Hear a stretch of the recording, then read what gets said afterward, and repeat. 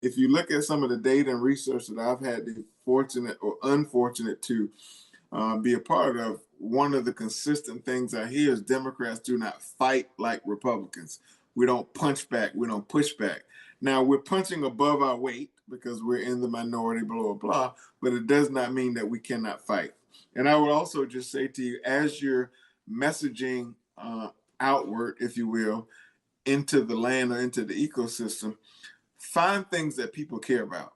And don't assume because you care about them that other people care about them. Whether it's chicken wings for sports fans, whether it's groceries for the working mom, whether it's the price of your cell phone or electricity, because that's up 10% around the country. Like, find things that common ground that everyday people care about and that's shareable and digestible to every single person.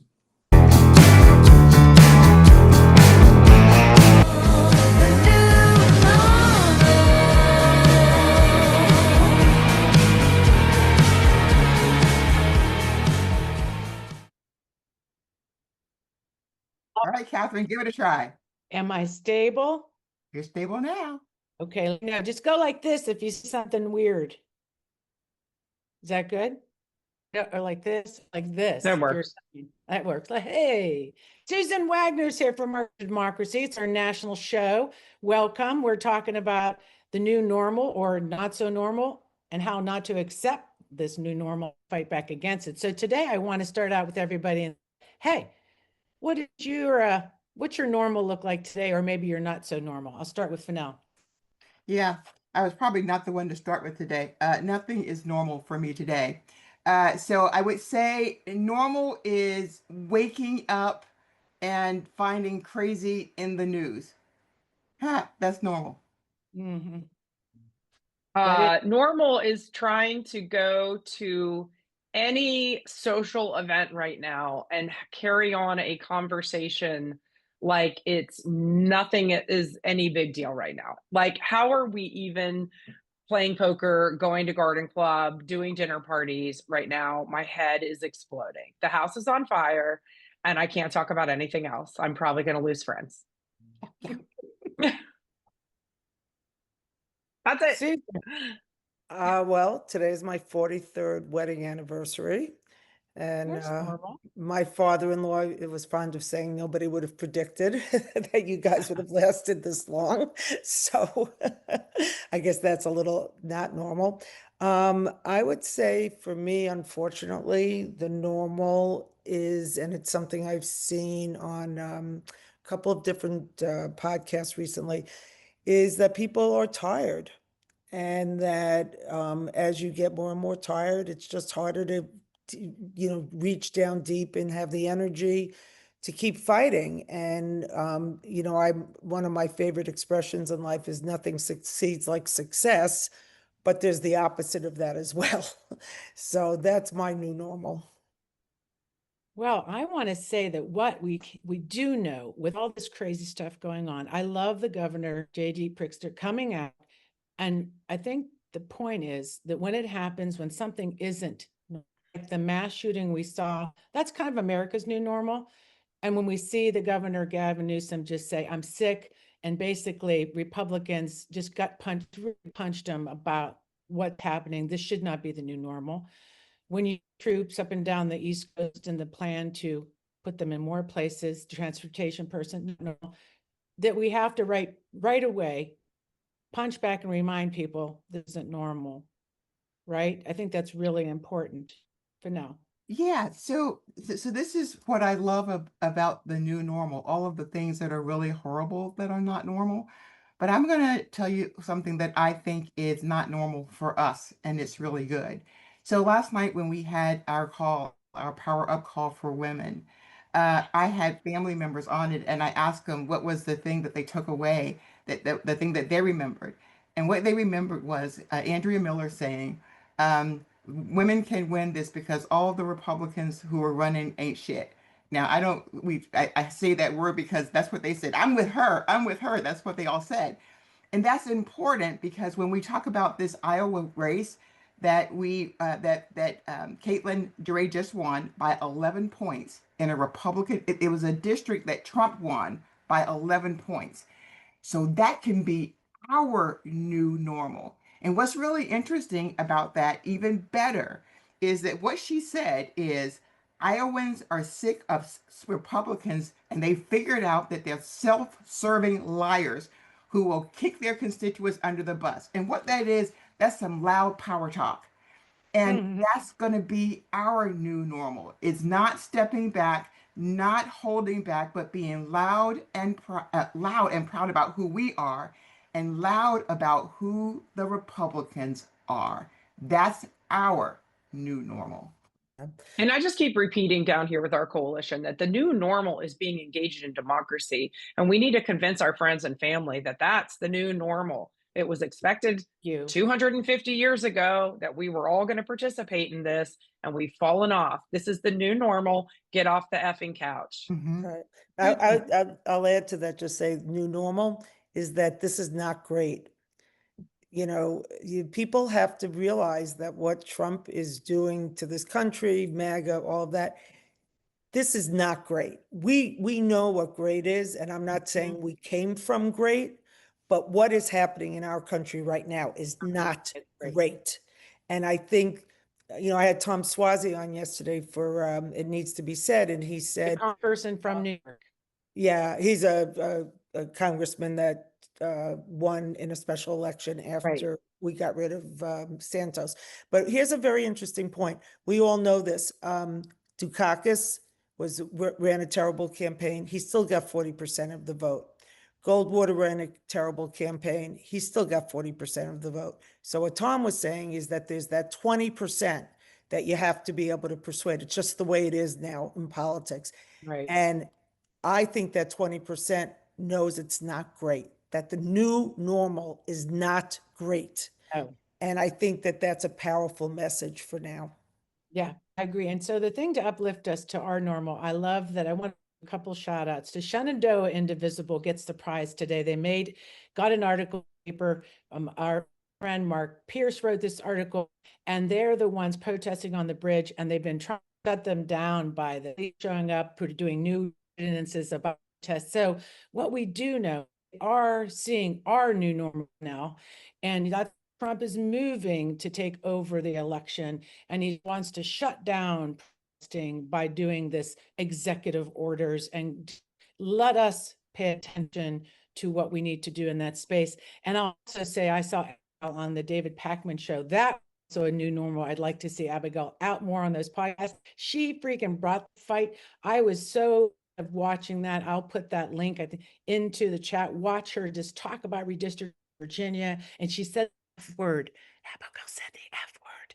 So anyway, I thought, woo! And I also want to say Taylor is engaged. That was fun.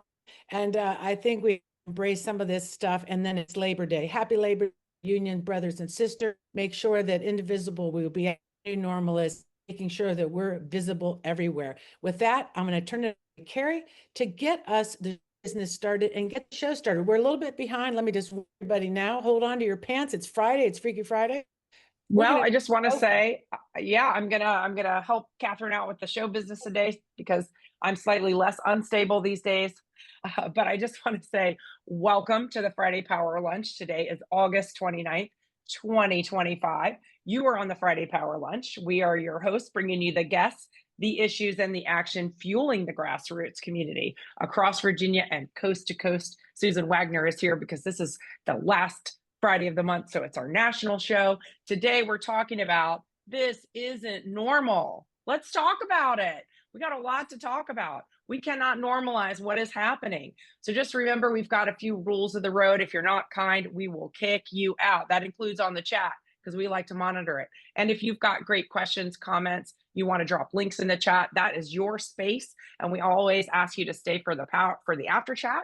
That is also your space. That's where we turn off the video recording and we can really talk it normal and honest with some of our guests who will stay after. So welcome. We're happy that you're here. Today, Fennell, did you want to cover the preview of the guests? Yeah, I'm happy to do that. Well, I'm so excited for all of our guests, but we have first up today, we're going to have Antoine Seawright. He is the founder and CEO of Blueprint Strategy, LLC. And he's going to have a lot to say today about Trump's illegal action and his weaponization of the National Guard against all the blue cities. And so I can't wait to hear that. But he's going to give us some facts and examples of how we can neutralize these Republican talking points. And if you guys really want to see him in action, he was on News Nation with Ken Cuccinelli, and so he took him to school. And we're also going to have James Walkinshaw. He's a candidate for congressional CD12 in Fairfax County, and he's going to talk about his campaign. We all know that early voting is open, will be open September the 9th for his race. And then we're going to have you, Carrie. She's the leader and founder of COVA Coalition. I know you, and the Friday Power Lunch MC. And she's going to be talking about the allied groups in coastal Virginia and the plan that they have for organizing. And you guys have to see Carrie in action. She can bring it down. And then we're going to have the Persisterhood Project, the oral history and co-directors Robin Warner from Postcards for Virginia, which is all awesome. Susan Wagner from Markers for Democracy, also awesome. And she's a Substack. It needs to be said. Susan, I want to be on the show. We can talk about that. And the Grassroots Connector. And we're also going to have Ann Timmons, and she is a communications artist and a playwright. And we're going to learn about her recent play, It's My Party, and how she uses theater as a way to preserve and tell stories. So. Sounds like a great show. Let's get it going. Let's get it going. Let's get it going. And I'm first up. So I am first up with Antoine, who I just told you about. So Antoine, can we bring Antoine on so we can get started? There is so much to talk about. It's good to be back. Oh, hi, Antoine. There you are. We are so happy to have you back. I was just bragging about you, of course, and News Nation. I did watch that. And it was pretty awesome. But there is a lot going on in DC. We had Congresswoman Jennifer McClellan on last night, and she just said, it's just bad. And so you know how bad it is. So let's just start with what you're seeing in DC, and then we'll come back to what we're going to do about it. Well, first of all, Washington, D.C. means dysfunctional city in my mind. So this conversation we're having about Washington is certainly not anything new, but it's certainly true. And so here's my message to you all is that don't worry about what's happening on K Street, but focus on Main Street and my street, because that's where the people's power lies. And that's where elections are won and lost. And that's where democracy dies or lives, survives or thrives. And on that note, let me just say about this extraordinary group of women that you all continue to put together. When the Nova women lead, the Commonwealth succeed. And so I want to let you all know that you are a powerful, intentional, thoughtful, and strategic group of minds that not only the Commonwealth needs, but this country needs. So keep doing what you all are doing. There's so much going on around us, by us, near us, that we have to often take a step back from the buffet table and try to rest our souls and rest our spirits. But I don't want us to get distracted in this moment. We find ourselves talking about DC crime. We find ourselves talking about a number of other distraction balls that Donald Trump is throwing down the plate in order for the American people and the media to swing about. But usually Trump does that when he is in need of political rehab. Donald Trump is enjoying piss poor numbers among his base and among the country. I think his approval rating is at the lowest it's ever been, less than 37%. And that's because he's failed the American people, especially his base, on quality of life issues, starting with affordability. He promised to cut car insurance in half. He promised to bring down mortgage rates. He promised to bring down life insurance. He promised to bring up the economic well-being and improve the quality of life and economic bill of health of Americans. And he's failed on that.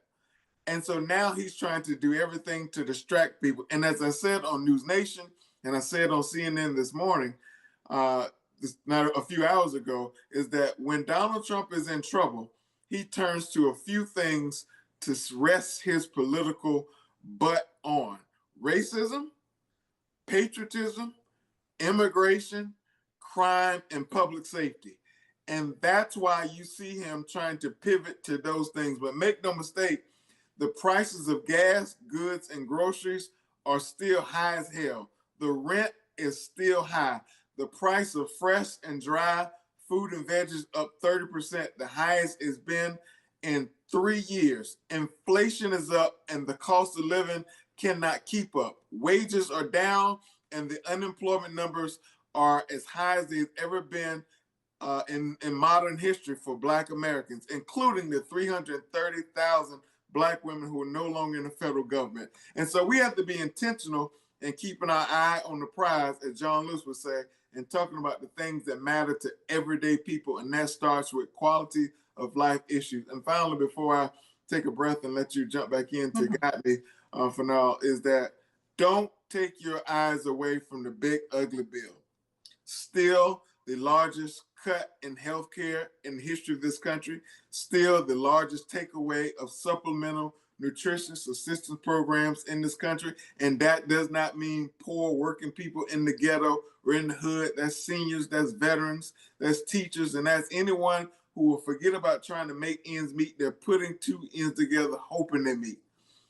We have a lot of things to message on in terms of the bad of this administration, but we have to be narrowly focused and message on the things that are going to send people to the polls and get them to mobilize, energize, and eventually turn out. So that's fantastic, Antoine. And so we're probably going to need to get together and sort of figure out how to package this, because one of the things that we've been talking about is that we're going to stop complaining about what we think isn't happening in DC in Congress, and we're going to figure out how to do it for ourselves. There's a song like that, but we're going to figure that out. And so I think this conversation that we're having with you is part of that. And so we all think that these things that you're talking about, we're trying to figure out how do we get them to get to people in a way that they are really hearing it. Because as someone, Susan said, and Carrie as well, people are completely distracted. They're going along with their lives like nothing is happening. So that means that somehow we are not pushing down hard enough to say, wait a minute, your hair should be on fire, and it's not on fire. Well, so help me with that. Well, part of it is that we've got to oversimplify messaging, and we've got to have message discipline. The one thing we suffer the most, and where we're hemorrhaging at as Democrats or even good people, is that message discipline. We tend to chase the news cycle instead of framing the news cycle. For instance, if we're going to talk about crime, let's talk about the fact that major crime is down in most major cities across the country because of the bipartisan legislation ushered in by President Biden and the House Democratic majority in the Safer in Communities Act. First time in 30 years we did major gun legislation, but in that legislation we were able to give cities and municipalities and organizations money so they can deal with gun violence and crime in a real authentic way. That's the reason crime is down. The reason crime is up in Washington, D.C. is because Donald Trump and his administration are full of criminals. We've got to oversimplify the messaging so much so that it reaches people where they are. Now, that does not mean we can post ourselves or position ourselves as anti-crime or anti-police. I think that's the mistake, and that's the corner they want to back us in. You can be pro-public safety, but anti the misappropriation or the militarization of law enforcement. And I think that's where we are. National Guard folks who are trained and frontline fighters are not trained to deal with crime or to carry guns and so forth. One wrong incident, one wrong attempt at an incident can mean a death sentence for a young Black boy who simply just misinterpreted how a National Guards person may have positioned themselves in a conversation. So Antoine, so all of that sounds great. But if I was having a conversation, now I think there are some audiences that I can get to that conversation with, but there are probably others which would say, okay, yeah, you said a lot, but how can I even make that make sense? Because if you talk to some people, they'll say, well, yeah, well, there is crime in DC, and you're telling me that it's down 30%, but that didn't help me in my neighborhood. So how do I even simplify that even more so that folks get the fact that what they're seeing in Washington, DC is wrong? And they could say, well, why didn't the mayor do something before? So how do I do that? I think you can say to them, if Republican presidents and Republican leaders were serious about crime, why did not they invite local mayors to the table in order to have a conversation and allocate them and ask them what they need to continue to fight crime? No one is saying crime is not a problem, but when folks try to put a color on crime or act as if crime is only a problem in predominantly Black populated cities or cities that have African American leaders, I think that's where the issue is. And dealing with crime does not involve the military. That with the way the president is scaling up the operation in Washington, D.C., it's over $1 million a day. No city in the country can afford to scale up at that capacity. So what happens when we have to get back to reality? That's where you've got to usher in legislative partners and usher in other government partners to deal with crime in an authentic way. And the way you do that is by electing folks at the local level to deal with local issues. That's why the Commonwealth election in November 2025 perhaps is more consequential than any other race in the country. We have more mayors on the ballot in 2025 than any other cycle, more school board members on the ballot than any other cycle, county commission and so forth. In 45 states around this country, there are over 100,000 things on the ballot, including redistricting in California and other places. We've got to hyper focus our attention and efforts on local elections because that's where our grassroots power lies. Okay. And so I love that. And I think that does get to the heart of what's happening because there are so many folks like us who are around this phone. We do tend to focus on what we hear nationally in the news, while all of my Facebook friends are talking about birthdays and anniversaries. And so any kind of thought about how we might do that better to help focus them better to say, I mean, I want to say to them, I see your birthday. I'm real excited about the party that you had, but did you know blah, blah, blah is happening, but I feel kind of bad to do that. So can I do that? Well, you can't force anything on anybody. Right. You know, my mom and dad always says you can't force love where love does not want to go, but you can introduce information. Okay. And when you talk about a birthday, you talk about a party, you talk about football season, everyone in this country, whether you're rich, poor, Black or white, from the low country or to California, you're feeling the burden of the increased costs we see in America. The price of chicken wings are going to be up for football season. The price of birthday cakes are going to be up. Birthday gifts, the prices are going to be up. And so if people are having to pay more, it's a direct result of the last election and what can change in 7 months. That's how we've got to open simplify. We've got to meet people where they are. And on the note of meeting people where they are, please, Power Lunch folks, do not take your foot off the gas with registration and mobilization because it's going to get us to a good place of participation. If you've seen the recent articles, you will see that Republicans are outpacing us when it comes to registration in very key places all across the country, in particular with young white males. Now, I'm not shocked by this because white men have always been the base of the Republican Party, but that does not mean we cannot talk to them, we cannot engage them, we cannot make our case, and we cannot convince them that you may register as a Republican, but we need you to vote as a Democrat. And so please keep the dialogue and the conversation going because so often I hear as I'm traveling the country, and I just heard it this week twice as I was in 3 different states this week, is that, well, you all do not talk to us. And when you talk to us, you talk at us instead of talking to us or listening to us. So learn how to show up, listen more than you talk, and do not talk at people, but talk with people. Understand their challenges, their threats, and their opportunities, and then insert how we as Democrats or we as good people can be helpful to their challenges. Okay. I think I can do that. I mean, honestly, it sounds pretty simple, but obviously it's something that we can do. We can do a much better job.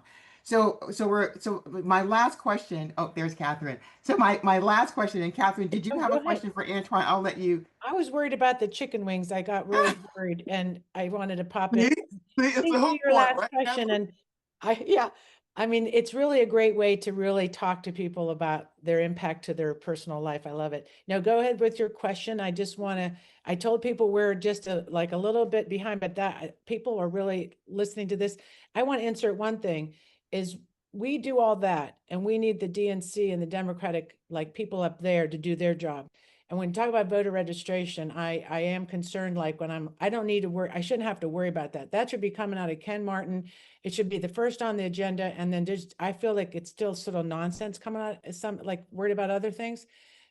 We would like to see the party just put money into this and get out there and do their thing so we can do our thing. So that, for now, I don't want to, Yeah, that's my so question, but do I think your that's question. I'll let Antoine answer that question as my final question. So Antoine, you can answer the question. You want to say that. So yeah, so what should we expect from Shouldn't the have to party? worry about that. Yeah. Well, I agree and I disagree. Okay. I think we should worry about all things because we're in an unusual business moment, so we can't do business as usual. So we can't expect the Democratic Party to be our savior, unfortunately. More and more people are becoming pro-value and anti-institution. And so with that being said, if we depend on the Democratic Party whose brand is in the shits of the shits right now, then we'll never win an election and we'll never convince folks that we are the people, not the party, offering solutions for everyone. Because it's one thing if I show up as Antoine Seawright, a concerned person who cares about your quality of life and your well-being. It's another thing if I show up as Democratic strategist or Democratic, whoever Antoine Seawright, I get a totally different response. So I think people over party is more important in this moment. And when it comes to registration, from history until now, the one thing Republicans have always done a hell of a job at is being consistent, number one, but number two, not allowing the party to own registration. They created groups, they created entities, they've let other organizations mobilize and organize on their own. And while doing the registration part, they did the education part and brainwashing people about Republican values and with the talking point. And as a result, when they register, they tend to focus on messaging and outreach. And so people automatically assume that the Republican way of life is the thing. Now, I just want to say, but that's again another place where we follow the rules for registration when it's supposed to be nonpartisan and they don't. But I get your point and exactly what you're saying. Antoine, this has been really awesome. This, of course, is going to be recorded so folks will be able to go back and listen to it so they can hear all the fantastic points that you made. Don't know how busy your schedule is today, if you can hang around for the after chat, but we'd love it if you could do that. But thank you so much. And I have some other things to talk to you about offline, and we can do that later. Thank you. Yeah, in fact, if you can turn your video off and hang out, because I bet you we can continue a great conversation. So I want to make sure we're talking about voter registration, Fennell, that we get to James Walkinshaw. This is his first time in the room. Can we bring up James Walkinshaw, please? And if I seem stable, Fennell, let me continue. You're stable. Keep on going. See, look, James Walkinshaw, candidate for CD11. This is really dear to my heart because our Congressman Gerry Connolly had passed away, unfortunately, from horrible cancer. And you have stepped up and you ran and you won the primary and you are our nominee. Let's talk about you and your candidacy and how you're going to fight for Congressional District 11. Well, thank you, Catherine. It's so great to be here on the Power Lunch. Very excited to be with you all and appreciative of the incredible work and advocacy and fight that you're engaged in. I'm James Walkinshaw. I'm a lifelong Northern Virginian. My grandfather grew up on a farm not too far from here. As you noted, when I was a relatively young man at age 26, I became the chief of staff for Congressman Gerry Connolly. I did that job by his side for 11 years during the Trump administration when we passed the Affordable Care. I'm sorry, during the Obama administration when we passed the Affordable Care Act and brought millions and millions of dollars back here to Northern Virginia in economic development. I was there for most of the first Trump administration, so got kind of the preview of the assaults on our federal government and on our democracy that we're seeing now. In 2019, I ran and flipped a Republican-held seat on the Fairfax County Board of Supervisors, and for the last 5.5 years, I've represented the Braddock District here on the Board of Supervisors, your home of Catherine White, and very proud of my work there. I led our effort to ban guns from our libraries and rec centers and parks. We took on the NRA and beat them, passed historic reforms for workers, and we're headed into Labor Day. Very proud of the work that we did to bring collective bargaining to our county employees and enact a prevailing wage ordinance so all the workers on our county contracts get fair wages and benefits and a safe workplace. And then, as you noted, when Congressman Connolly was diagnosed and then announced that he wasn't going to seek re-election, he and I sat down. He encouraged me to consider running, talked it over with my wife and other folks here in the community, and decided to jump in. Unfortunately, he passed away not long after that announcement, and we had a very spirited 10-way Democratic firehouse primary on June 28th of this year. And one of the things I think we all as Democrats in the area can be proud of is that firehouse primary. We shattered Virginia records in terms of voter turnout for that kind of election. We had 39,000 votes cast. To put that into context, the Republicans nominated my opponent on the very same day, and they had fewer than 3,000 votes cast in a high school gym. They almost had more people voting for the student body president of that high school than nominated the Republican candidate for Congress. So I think Democrats are energized and united and excited here in Fairfax and in Northern Virginia, and we're sprinting towards the September 9th special election. Early voting has started. In fact, the satellite locations open across the county today, so there's a lot of opportunity for folks to vote early or vote on September 9th. And our big task is spreading the word. I feel good about where the race stands. If we have a strong turnout and a strong margin, I think it'll help propel our incredible statewide ticket in November. Yeah, you have double opportunity as you talk to voters to talk about both elections. And I think maybe you and I are concerned about the same thing is that people are confused. When I remember at the polls, we had to remind people 2 different elections. They're like, we'll vote for you on November 4th, James. Right. Yeah, I hear that. I hear that all the time. And, I remind people I'm excited to vote in November as well, but we got to be excited to vote on September 9th. And, I think we're getting that message out, but we've got, I think we have 11 days to make sure everybody in our community knows about September 9th. And that's why I wanted to make sure on the call that if people want to get involved, you could be helping get out the vote in our district. It's awesome. And if you don't even live in the district, please donate to James. Also, you can make calls, I'm sure, for James if you have call lines available. And I think your staff is here. Please put that in the chat after if somebody's doing that for you.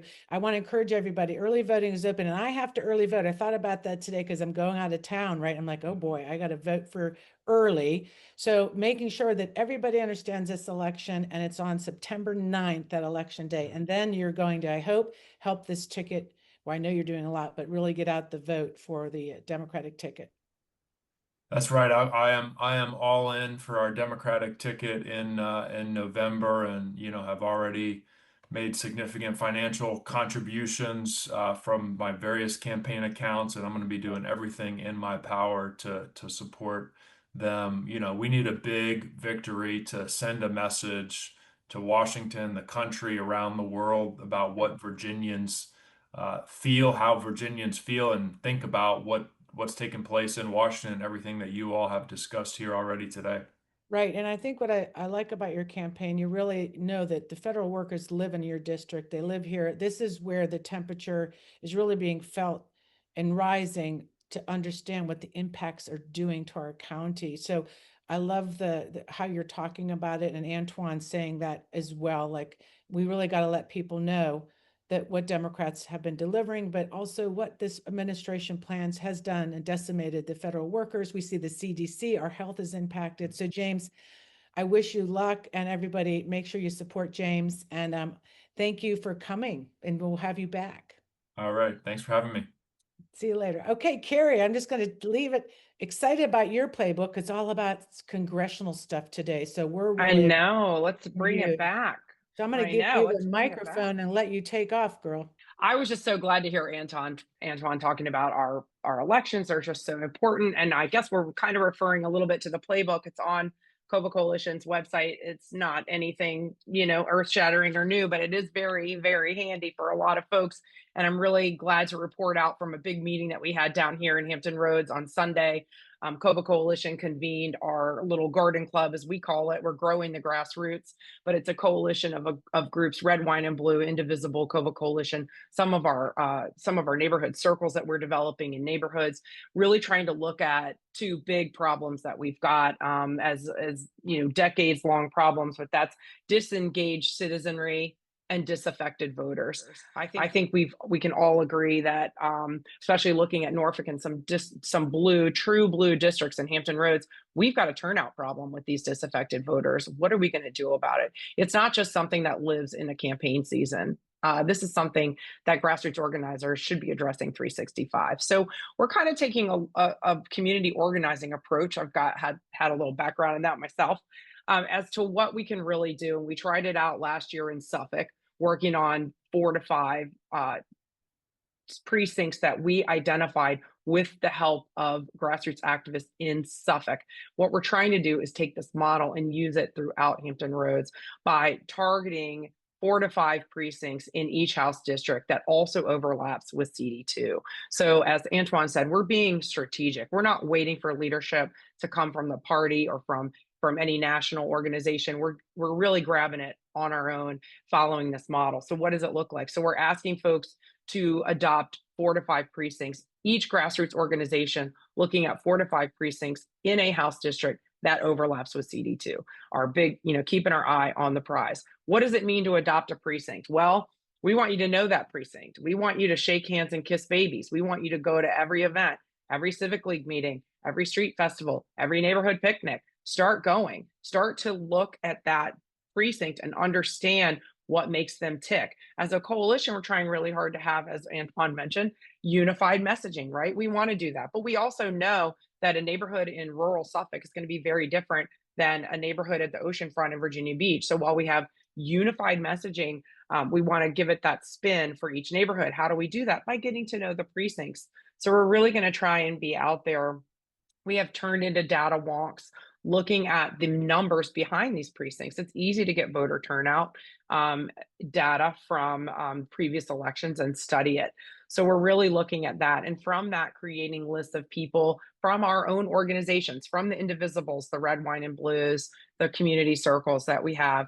Who do we know in those precincts? Let's grab them. Let's turn them into advocates. Let's get them on fire about democracy.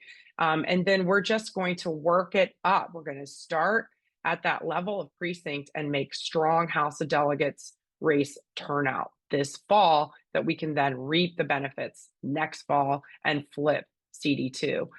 We want to cover all the priority precincts by any means necessary, with leafleting every door, all of the grassroots guerrilla tactics, sidewalk chalking, visibility events. That's what we can afford. That's what we're going to do. That's what we're good at. So that's kind of our model that we're approaching these precincts, and we're asking folks to invest in that by helping Cova Coalition implement this model with our ally groups down here. And it's something that we're really dedicated. And if it works, and we've seen it work, it's none of this is new, but if it works out, we'll be able to replicate this with other coalitions. We're often getting approached by people from outside CD2 saying, hey, I got a great idea. We really want to work to build coalitions in CD2. You have a really important election coming up. Okay, thanks for that. What are you going to do about it? So we want to be in a position where we can take those resources that are being offered from the outside and put them to good use. So we're strategizing now. The other thing I kind of wanted to mention, just sort of while we're talking about it, is what does it mean to be a coalition? And that's also kind of in the playbook, is that coalitions really stick together. And one of the things that we're dealing with, and I don't know if every community is dealing with it, but in addition to having like outside groups coming to us to say, how can we help you in CD2 and these upcoming state races, we want to have answers for them. Well, we need to do that collectively. I don't want to move forward without my friends in Indivisible and Red, Wine, and Blue and other grassroots groups, right? We need to have an answer collectively. So we're sticking together. We want to divide and conquer. Everybody takes a little bit so we don't get burned out. We want to honor each other's personalities. Not every group is the same, and that's okay. So we want to tailor our asks to our strengths, right?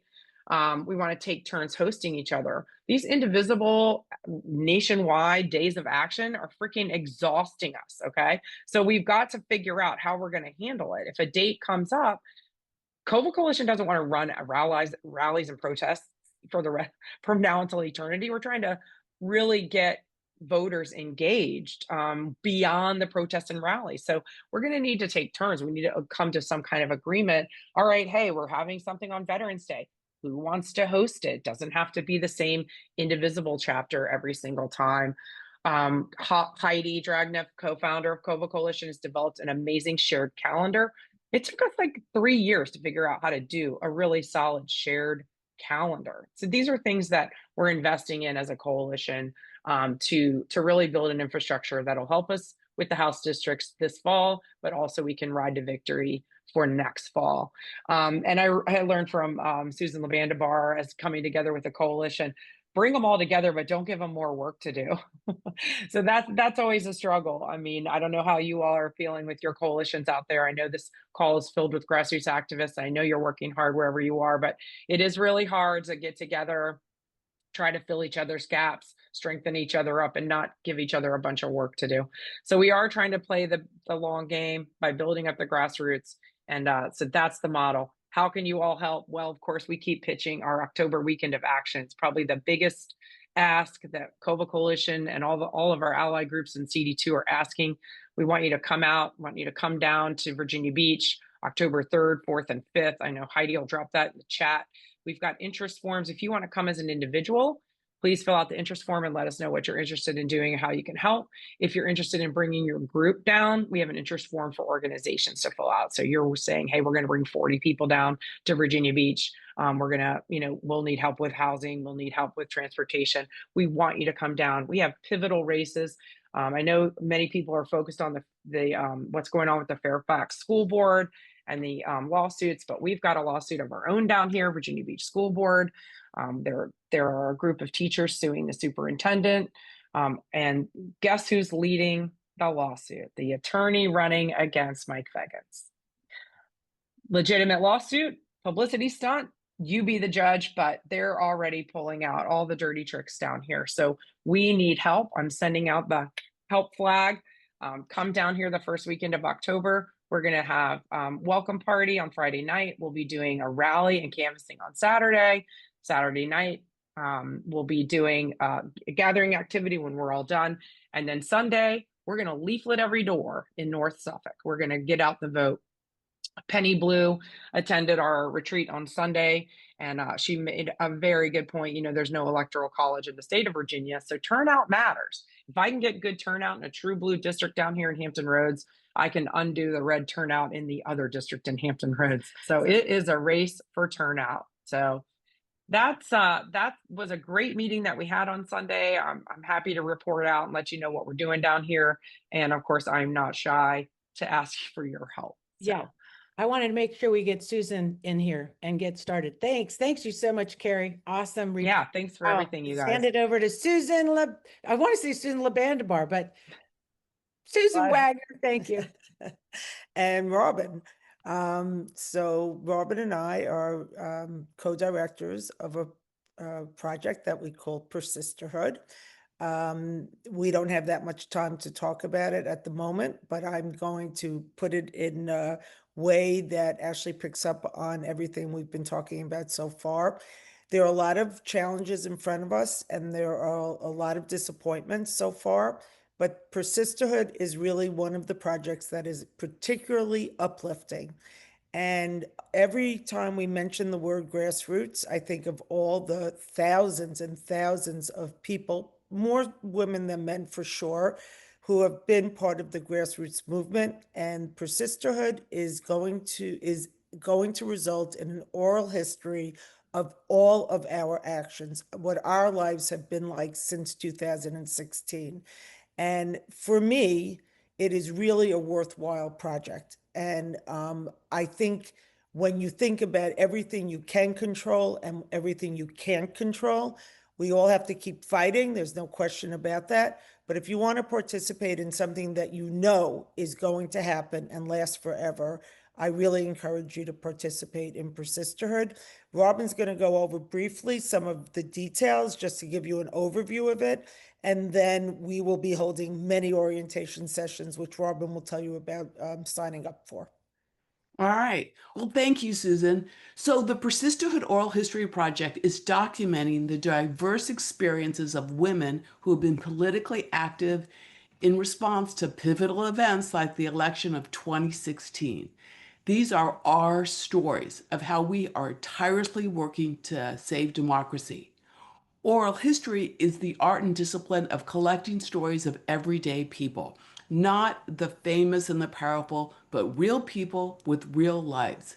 It used to be history was defined by those in power, but oral history changed all that by making sure everyone's history is part of the historical record.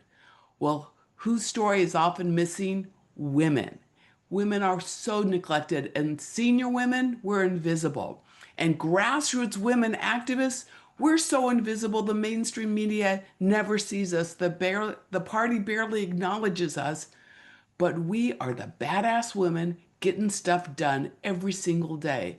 And this project is collecting our stories and documenting it so that it will be around for the next 100 years. So the Persisterhood Oral History Project really has three parts.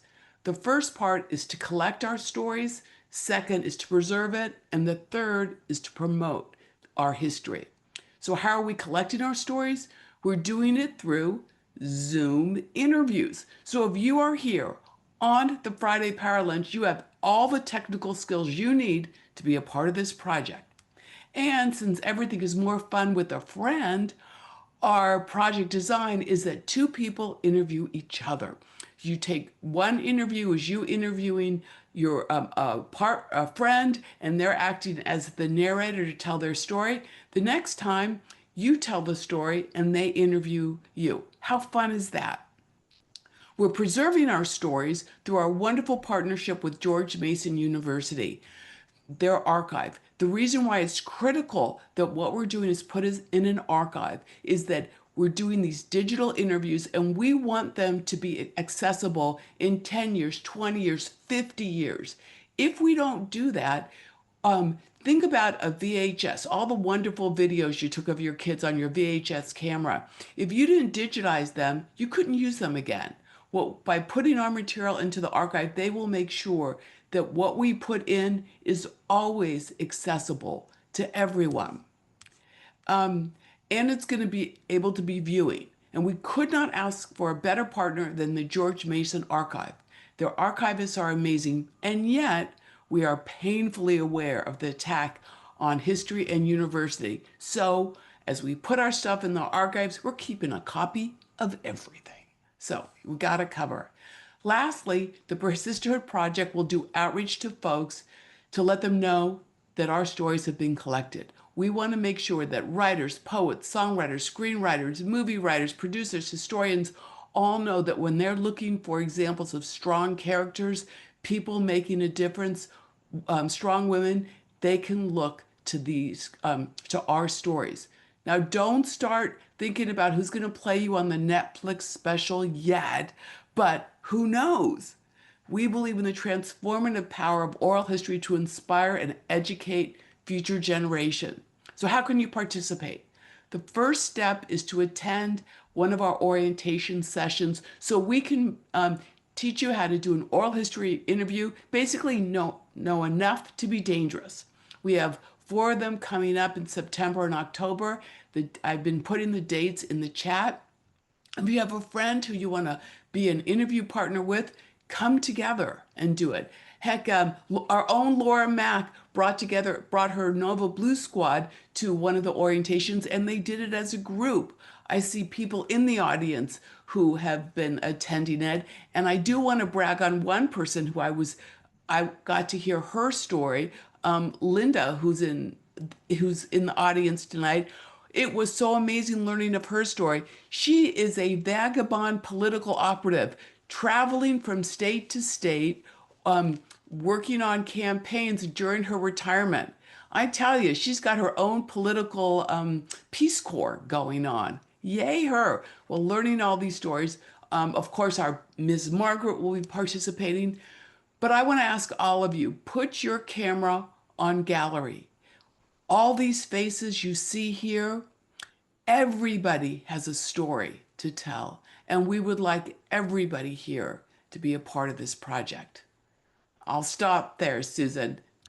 And I'm going to say that our next guest is Ann Timmons, and she is somebody who took history and put it into a show that is going to premiere in, is it DC or Virginia? It's in Arlington, Virginia, so it's Yep. close in. Close enough, right? On the October 17th, and as I've told her, I am actually coming for opening night because when we prepared for this interview, I was so blown away by everything I learned from Ann. So Ann, first tell us a little bit about It's My Party, and then I have two follow-up questions that relate to the Persisterhood Project. But tell everybody a little Great. bit about it. Thank you, Susan, and thank you all for inviting me to join you today. It's My Party is a play that I wrote originally to celebrate the centennial of the passage of the 19th Amendment. You may recall there was a big event, a big year, 2020, the centennial suffrage year, which kind of got thwarted by COVID. But I wrote this play to show how two different groups of women with radically different strategies of how to accomplish this feat actually worked to get it accomplished. They kept their eyes on the prize. They had rivalries for sure. There was some drama. There was picketing. There were parades. There were protests. But they worked to get this amendment passed so that women could get the vote. And it's just a fascinating story of the history of women who had vision, and boy, did they have persistence, and they kept going in spite of being jailed, in spite of threats of all kinds. They went on hunger strikes. They were force fed. You know, it was not a good time for them, but they persisted, and they ultimately won. Yeah, yeah. So tell us a little bit about the type of research you did to put this all together, because I remember in our conversation you discussing the fact that, you know, certain renditions are accurate and certain renditions take liberties. We all know that right now historical fiction is amazingly popular in books. And, you know, if you speak to somebody who was actually involved in that organization or movement, they say, oh, they don't have it all right. And then the rest of us who don't know enough say, oh, that sounds like a good story. So tell us your thinking and tell us your research.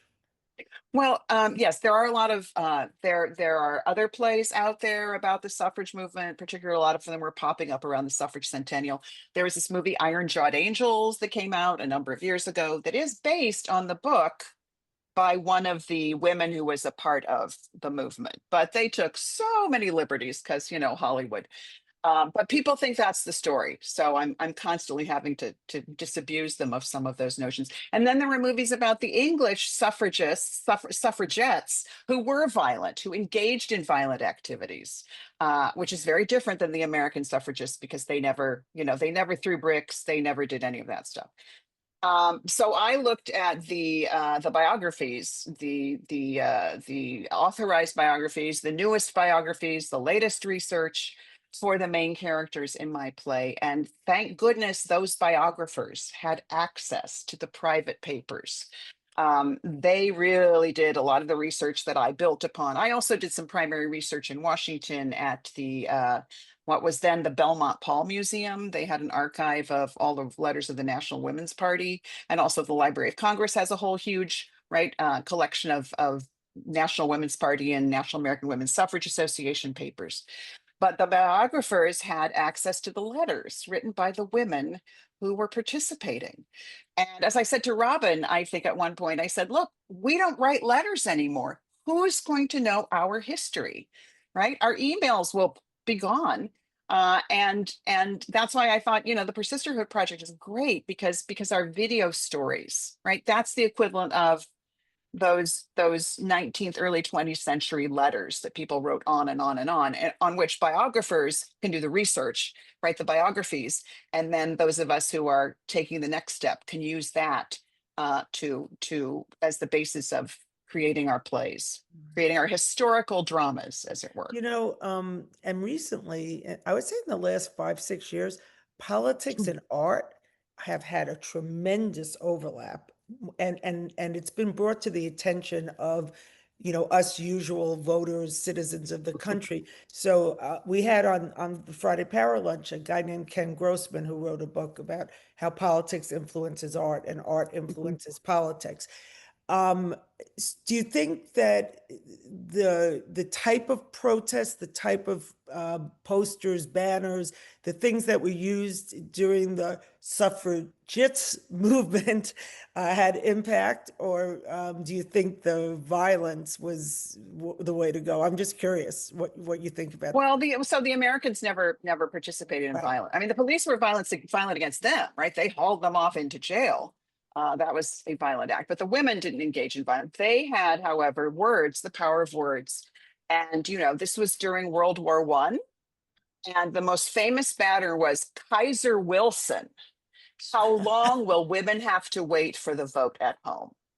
And then there were banners saying, you are meeting now with the leaders, right? When he was doing the peace conference, you are meeting now with the leaders of all these countries where women have the vote, right? These big banners with all this writing on them. And boy, that really got people's attention. The Kaiser Wilson banner actually was super controversial. And a lot of people turned against the National Women's Party there at that point. But then some of them allied with the more conservative group, the National American Women's Suffrage Association, who didn't do the picketing, but they did the lobbying. So there was a lot going on. They were, as I think I said earlier, they were belts and suspenders, right? They were doing the two different things. They were lobbying, they were talking to members on the Hill, they were also organizing like crazy in the states, right? So there's the statewide push as well as the federal push. The two different groups had two different tactics. The more radical suffragists who were protesting, picketing in front of the White House were more interested in the federal amendment. And then the more conservative people who were also lobbying on Capitol Hill were also organizing in the states. So it was a multi-prong approach, but each of them kept to kind of their own lane, right? And they kept their eye on what they were doing and their strategy. And they didn't, as Antoine would say, they weren't pulled off message. They kept on that message. And I love the fact that there was pushback, because we always get that. There's no question. Some of us in the grassroots movement actually come up with creative ideas, and we get all this tremendous pushback. And so we're taking, our fight on our own because there was just too much pushback to the point where it's sort of like, just say no, just to say no kind of thing. And I love the fact that and it's very much represented here, is we have decided there's just too much of that. And the pushback just paralyzed us in a lot of ways. And I think we were hoping that wouldn't be the case, but it is the case. So I love that you highlighted that. So I'm just going to circle a little bit back to Persist to Hurt, because you've been a little helpful to us. If you were going to use these archival material, what would you like to hear in the renditions that we're each going to give? Are you interested in what we were wearing? Are you interested in how long it took us to get there? Are you interested? What would help form, from an artistic perspective, a good way to tell the story? What kind of information would you be interested in? I would like to know what brought you to the Persisterhood. I would like to know what brought you to Network Nova, or the Power Podcast Lunch, or, the COVA Coalition, however you're hooking it. I would like to know how you met this person who's interviewing you at an Indivisible event. I would like to know your motivations for getting off the couch, right? As we have been discussing, for getting out there and in spite of the pushback, for persisting, right? For I think persisting, that's you know, and it's going to be, it's going to be your family, it's going to be your community, whatever. And then the specifics of that story, right? Because in general, I think a lot, you know, the next generation, whatever, or, you know, the price of chicken wings, but, you know, specifically what, or maybe what was that moment that it sparked for you? That you said, right. "Ah, I Right. gotta become a part of this. I gotta do something." And then, you know, picking up on that, and then how did you persist? Because, you know, how did you arrive? And then how did you stay? Yes. Because Oh yeah. that's Yeah. part of being persistent. And when you think particularly about movements, you know, Susan B. Anthony, it doesn't matter who you mention, but those people didn't just get what they were trying to get accomplished right away. They did have to No, persist, right? And they persisted. particularly when Yeah. it comes to women's issues, somehow or another, we have to persist more. It's a good thing we have more strength. And I see Yes. Catherine's here, so I'll let Oh, her I finish us Okay. off. love that last question, Susan, was spectacular. I think Robin also agrees in the team. But I do want, before we talk about the not so normal, could we leave with a few heroes, two heroes to think about that you think that can inspire us that didn't do things quite normally? Right, right. Oh, is that the question for That's for me? you, Anne. Right That's for for you, It's for you. me. Well, I would say the two protagonists of my play, Carrie Chapman Catt, who was the president of National American Women's Suffrage Association, who went on to found the League of Women Voters, right after women got the vote, and then Alice Paul, her sparring partner, who founded the National Women's Party, who went on to write as soon as that vote passed and was ratified, she wrote the Equal Rights Amendment, which we're of course still waiting for. Yeah. So, I mean, she persisted her whole life. She lived quite a long time after that, and she kept persisting and pushing that ERA. So I think they're both shining examples of persistence. Well, I love that. And we're persistent here in getting to make sure we get to the after chat. I'm pretending like it's a little bit before 1 o'clock because this has been a great free Friday with everybody. And, you know, so don't worry. Well, let's say Ann Timmons to see your play. Thank you very much for coming. And we are going to make sure we're there that matinee. We're really excited. And Susan Wagner, what a delight. I mean, the project you're working on and tying it down this part of history. I'm, you know, making sure that we record history is really important. Carrie, the work you're doing down there in the congressional districts, just incredible. When we think about planning ahead and really that persistent fight and looking at things differently, not so normal, right? And Antoine telling us about like how message different, the price of chicken wings is great, but in general, he's telling us, don't wait for anybody. You said that last week, Fennell. We can't wait for anybody, right? We have to do it. Stop whining. You don't see it, do it. You don't have a sign, make a sign, right? But Right. This isn't normal. Our response can't be normal. no, and look, you know, this thing about voter registration, I'm going to push back a little bit. We do think there's some things, initiatives can come from a larger thing too and help us out. I mean, it's sort of like, you know, it feels like, you know, we're supposed to do everything and clean the ship and drive everything. And it is a lot. So, but I want to say thank you to everybody in the room.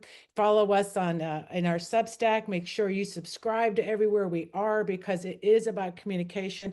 And next week, I want to make sure you all know that we have Antonia Scanton here. She is a communication strategist. Follow her. She's on Substack, Reframing America. Antonia will be here with some great messaging. We also will have Jamie Lockhart of Planned Parenthood really updating us. We kind of sometimes they lost on the issues. What's happening to women right now is real.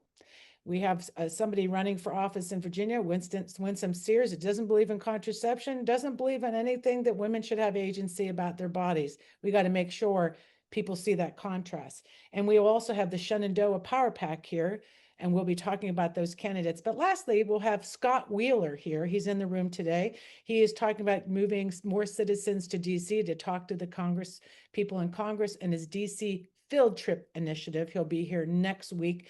So I want to make sure that you have a great weekend. Happy Labor Day, May Day. Stick with us in the after chat. Dennis, am I forgetting anything, team?